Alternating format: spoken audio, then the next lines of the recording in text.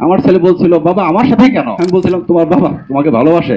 সন্তানদের কবরের পাশে গিয়ে দাঁড়িয়ে বলতে পারি, তোমাদের ত্যাগকে জাতি গভীরভাবে স্মরণ করে। আর তোমরা যে মা বাবা রেখে গেছো, তাদের পাশে দেশ আছে, দেশের মানুষ আছে। আসলে আপনারা এখানে কথা কি শুনছেন, তার চেয়ে অনেক বেশি হয়তো কান্না দেখছেন। আপনাদের পিছনে সামনে সব জায়গাতেই এই ক্ষতিগ্রস্ত পরিবারগুলি বসা, তাদের ভিতরের কান্না বাইরে হালকা দুই একজনের মাধ্যমে হয়তো ভেসে আসছে। তারা দেখেন ভিতরে ভিতরে কান্না করতে করতে হয়তো কান্না শুকায় গেছে। আমরা আমাদের সন্তানদের যারা নিহত হয়েছে তাদের একটু কবরের পাশে গিয়ে বলতে পারি, তোমাদের রক্ত বৃথা যায় নাই। এই দেশের সূর্য সন্তানেরা যারা সাংবাদিক, তোমাদের স্বার্থে কাজ করছে, সরকার পর্যন্ত এটা পৌঁছে দিছে এবং সরকার তোমাদের পাশে আছে। দেশ তোমাদের পাশে আছে, তোমাদের মা বাবার পাশে আছে, যাদের তোমরা রেখে গেছো, যাদের তোমরা একমাত্র অবলম্বন ছিলা, তারা তোমাদের হারাইছে। বৃদ্ধ বয়সে যারা ক্ষতি হওয়ার কথা ছিল তাদের হারাইছে। আজকে সরকার, দেশ তোমাদের পাশে আছে, সেটা নিশ্চিতকরণের জন্য আপনাদের সহযোগিতার জন্য আসছি। আর যারা আহত হয়ে বিছানায় কাতরাচ্ছে, হাসপাতালে কাতরাচ্ছে, এখানে 3 নম্বর যে ছেলেটা, ওইটা আমার ছেলে রায়ান তৌফিক। ছেলেটা 1 ফিট দূরত্বের কারণে বিমানের আঘাত করে নাই।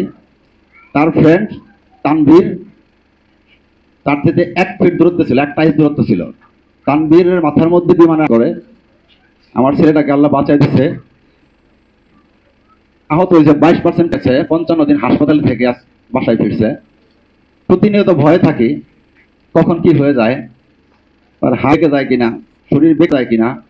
তাকে এমন একটা ড্রেস পরাই দিতে হচ্ছে, সারা 23 ঘন্টা পরে থাকতে হয়, যে বাঁকা হইতে পারে না, সোজা হইতে পারে না।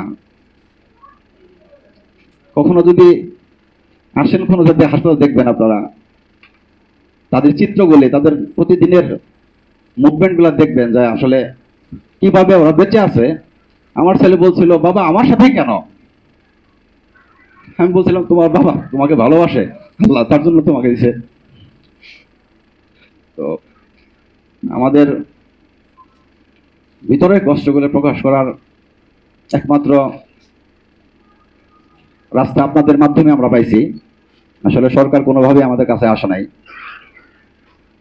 তো আশা করি আপনারা আমাদের যে ভাইয়েরা যেগুলো বলছেন আপনাদের কাছে প্রকাশ করছে, আপনাদের মাধ্যমে আশা করি আমরা কর্তৃপক্ষের দৃষ্টিগোচর হতে পারবো। আসলে সবাই কোনো না কোনোভাবে প্যারেন্টস, অভিভাবক। আপনারা আপনাদের বাচ্চাদের স্কুলে পাঠান। যেদিন ঘটনা ঘটছে তারপরে আমার ছেলেকে অনেকে দেখতে গেছে, তাদের সাথে আমাদের কোনো সম্পর্ক নাই। তারা প্যারেন্টস হিসেবে গেছে। একজন অভিভাবক বলছে, আমার মেয়ে ক্লাস 8-এ পড়ে, আমার মেয়ে আমাকে পাঠাইছে, বাবা ওই অভিভাবকের কাছে যাও তো, ওই ছেলেটাকে দেখে আসো তো, আমিও তো ওখানে হতে পারতাম। তো আপনাদেরও সন্তানরা স্কুলে যায়। আমি জানি সারা বাংলাদেশের যত অভিভাবকরা সবাই আমাদের এই সন্তানগুলোকে তাদের সন্তানই মনে করছে, সেইভাবে সহমর্মিতা পাইছি আমরা। অত্যন্ত দুঃখজনক যে কর্তৃপক্ষ আমাদের সেভাবে ভাবে নাই। আমরা চাইবো যে আমাদের সন্তানদের রক্ত যেন বৃথা না যায়, তাদের আত্মত্যাগ যেন দেশের নিরাপত্তা প্রক্রিয়াতে বড় ধরনের পরিবর্তন নিয়ে আসে। ভবিষ্যতে এরকম যেন মর্মান্তিক ঘটনা না ঘটে, সেটার জন্য কর্তৃপক্ষ যেন ব্যবস্থা নেয়।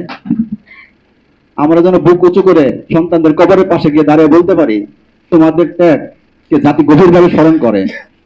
আর তোমরা যে মা বাবা রেখে গেছো, তাদের পাশে দেশ আছে, দেশের মানুষ আছে, সাংবাদিক ভাইয়েরা আছে, সরকার আছে।